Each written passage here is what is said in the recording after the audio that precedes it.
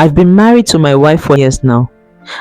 Our marriage has been peaceful and blessed with beautiful kids. I work as a sales representative with a popular drink company, while my wife owns a pharmacy shop.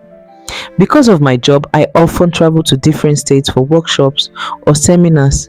This time, we had a seminar in South, and our company lodged us in one of the best hotels in town. Coincidentally, my ex-girlfriend, who is still unmarried, lives and works there.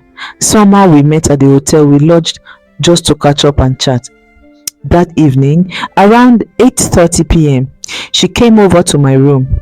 She dropped her bag, freshened up, and we sat down, talking and cracking jokes. Later, I ordered some drinks. Not long after the doorbell rang, she went to open the door for the bartender, and to my shock, it was my wife's younger sister.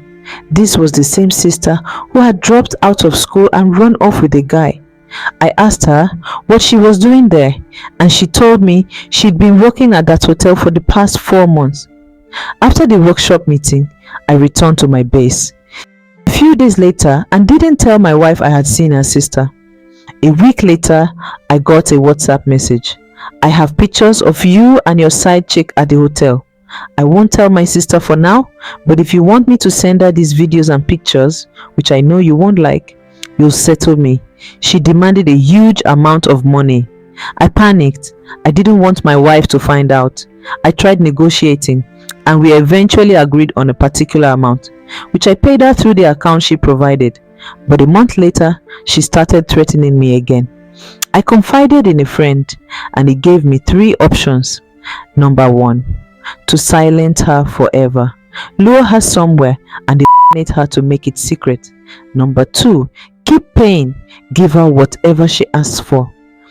Number 3, confess, tell my wife everything. I know my wife well. If I told her the truth, I feared it would be the end of our marriage. I chose to pay her again. This time, she promised it would be the last time, so I sent her another money. 2 weeks later, she started demanding more than what she initially demanded, saying I should sponsor her and her boyfriend to Europe. That was the breaking point. I have no other option than to confess to my wife. One early morning, I woke her up and confessed. I told her I cheated once in our 7 years of marriage, and it was eating me up inside. She was shocked and asked for details. When? With whom? I told her it was during the last workshop and that it was with my ex. She asked why it took so long to confess. That's when I explained everything. How I saw her sister working at the hotel, how she'd been blackmailing me, and how much I'd already paid her. My wife went completely silent and walked out. When I tried to kneel and hold her, she screamed at me, tears running down her face. That's when I realized how deeply I'd hurt her. She stopped sleeping in our bedroom, stopped talking to me. A week later, she asked for a divorce. I was shattered and begged her for 1 more month to fix things up. A few days later, her sister called, reminding me that my deadline to send her and her boyfriend to Europe was almost up.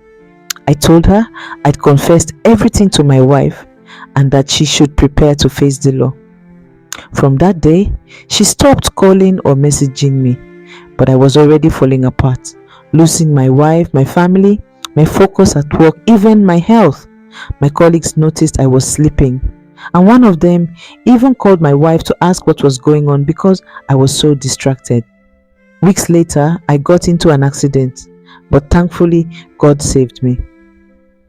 When I was discharged, my wife said to me, why would you want to kill yourself and leave me and the kids to suffer? Did you think I would leave you because you cheated? I was deeply hurt because of the cheating, yes, but I was even more hurt because you didn't confess.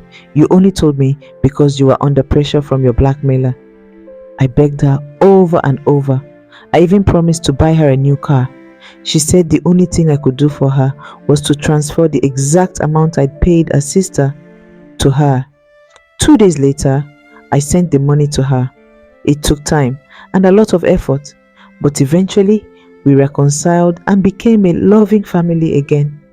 3 months later, I stopped by my wife's shop after work, and she mentioned that her sister had been calling, but she refused to answer.